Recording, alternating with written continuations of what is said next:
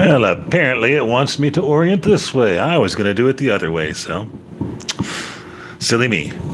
Okay, I didn't have enough time to do an episode this week because I am moving and so much time spent packing and I'm trying to reorganize.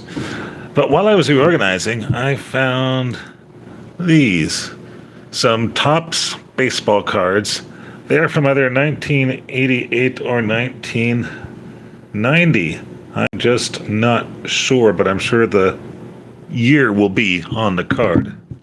I could actually try to guess it by chewing on this 36, 38-year-old bubblegum, but let's just try it the old-fashioned way.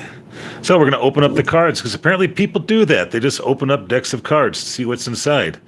These, I did not buy them. A friend was visiting.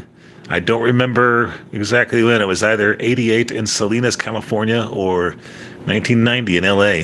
But he was visiting, and he'd bought some cards, and he left them at my house, and they've been stored away ever since. So, Frank, if you're watching, if there's anything valuable here, I'm going to erase this video. You'll never know what happened. So let's open it up. Hopefully they'll all be good cards from players who've been in the league for a while. Sometimes you get these cards, they're good players, but they're only rookies, so I just throw those away. I had a large collection of baseball cards when I was young. They were all from between 1969 and maybe 1973. But when I was in college, my mother told me she wanted me to get all of my stuff out of her garage. And I was in college at the time, and I was like, "Oh, Mom, what's up?" So I waffled on it. And the next thing I know, at least one box of my stuff had been given away, the one with the baseball cards. So her point was made, and I got the rest of my stuff out of her garage. Let's see who we got. We open this up. Oh, yeah. And look, only half the gum survived. I don't want to know what happened to the other half. But the cards are all here. We have Mike Gallego. Okay, from my local team, the Oakland A's. Now the displaced A's and soon to be the Las Vegas A's. But at this point, I'm a Giants fan. So, yes, I do remember Mike Gallego. Very cool. Does it say what year it is? Okay, this would be 89, so it was right in between what I thought it was. These are the 89 series from Topps. Tim Laudner of the Twins. I do not remember him, but if he was playing with the Twins in 88, he would have been part of at least one World Series team, I think. Memory's getting a little fuzzy there. Dave Clark of the Cleveland then Indians. Yeah, I don't remember him at all. But he was already quite a few years into the league with a lot of different teams. Oh, no, these are his minor league stats. This was his first year in the majors. No, he had some Indians. He was up and down, yeah. And Dave Clark, also known for his hit song, I Fought the Law, and the Law Won. 89 season. Boy, was that a big one for me. We were just so stunned in the Bay Area because we had a hunch the A's were going to make it in the World Series. They were just so good. I mean, they had one of the best pitching staffs I'd ever seen, and their hitting, they were all on steroids. It was so good that the shortstop, who was batting ninth, that would have been Walt Weiss. He had a real good batting average for a shortstop because you just couldn't pitch around him. The guys before him were all good, and if you got him on base, well, Ricky Henderson was next, so you had to be very careful. Willie Frazier of the Angels. Not exactly kicking butt here. Well, here's a card, the Orioles leaders in stuff like, oh, I can't even see it. In runs, so the Cal Ripken, Eddie Murray. Cal Ripken, Eddie Murray. Lots of Eddie Murray on here. I always liked the special cards when I was a kid, where it said, the last year's rookies or home run hitter or something like that from the year before. But I don't think those are the ones that ever got valuable, but I always dug them. From the St. Louis Cardinals, we have Danny Cox. Oh, and what I was going to say about that 1989 season is that the A's made the World Series, but so did the Giants, and they had no business being in the World Series. They had like one pitcher on the pitching staff, Rick Russell. Everybody else, forget about it. Don Robinson, the caveman, he was fine for mid-inning relief, but you don't want him starting. Scott Gereltz, they made the World Series, so we'll give them a lot of credit.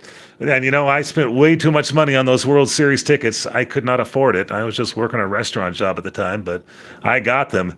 And the second I handed my ticket to the ticket taker, that's when the earthquake happened. So it was our ultimate thrill, followed by a huge letdown and having to deal with reality. Oh, yes, Larry Anderson of the Astros. I do not know who he is either. Ron Kittle from the Cleveland Indians. Don't know him. I know George Kittle. Plays for the 49ers. Here's a little ad for their company store. Never seen one of these before. Is it valuable? Am I rich now? You're not watching, are you, Frank? Another one from the St. Louis Cardinals. Curt Ford. What I remember about the Cardinals during the 80s is that when the Giants would finally start doing good, the Cardinals would start doing better.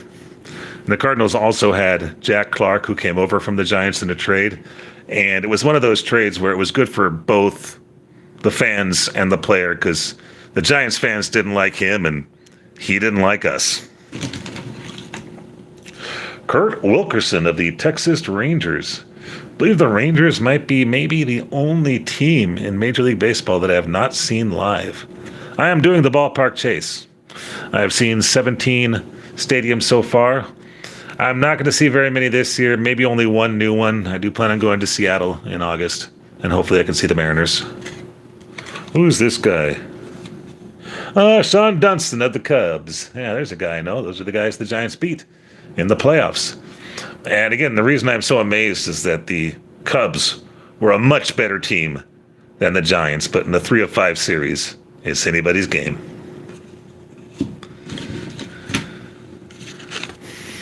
Steve Curry of the Red Sox. Not familiar with him, but there's always Stephen Curry. Almost the same name.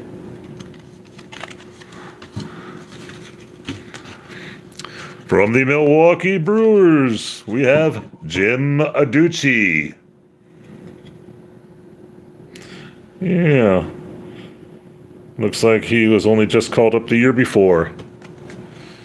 A lot of players I am not familiar with. Doug Drabick of the Pirates. Yes, him I remember. And I do agree with the prevailing opinion that the PNC Park in Pittsburgh is one of the finer parks in Major League Baseball. Very pleasant place to go. Except it rained while I was there. What is rain? I spent my life watching baseball on the West Coast. We have had an amazingly few amount of rainouts in the entire history of baseball on the West Coast. And the final one, what have we got here? Doc Edwards. Oh, he was the manager of the Indians at the time. Yeah, manager cards never really thrilled me as a kid. And here we are. I have a hunch. Quite amazing that this didn't get destroyed, because that looks like at one point a rat ate through it. And it definitely wasn't while I was living in Thousand Oaks, because at that time, I had 2 Cairn Terriers, and no rat would live anywhere in the house with 2 Cairn Terriers around. But yeah, and that's it. Just thought I'd share that with you because, I was not able to do my complete episode. Hopefully it'll be done by next Saturday.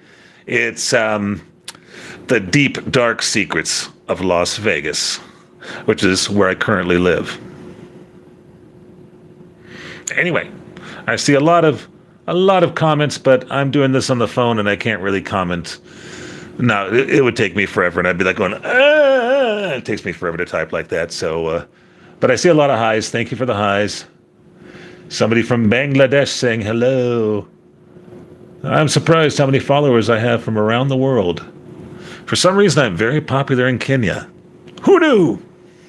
Anyway, that's about it. Open up the cards. Hopefully this brought you something interesting for the day. And I shall see you later if I can figure out how to turn this off, because this is my first live broadcast. Oh, look at all those hearts. Thank you for the hearts.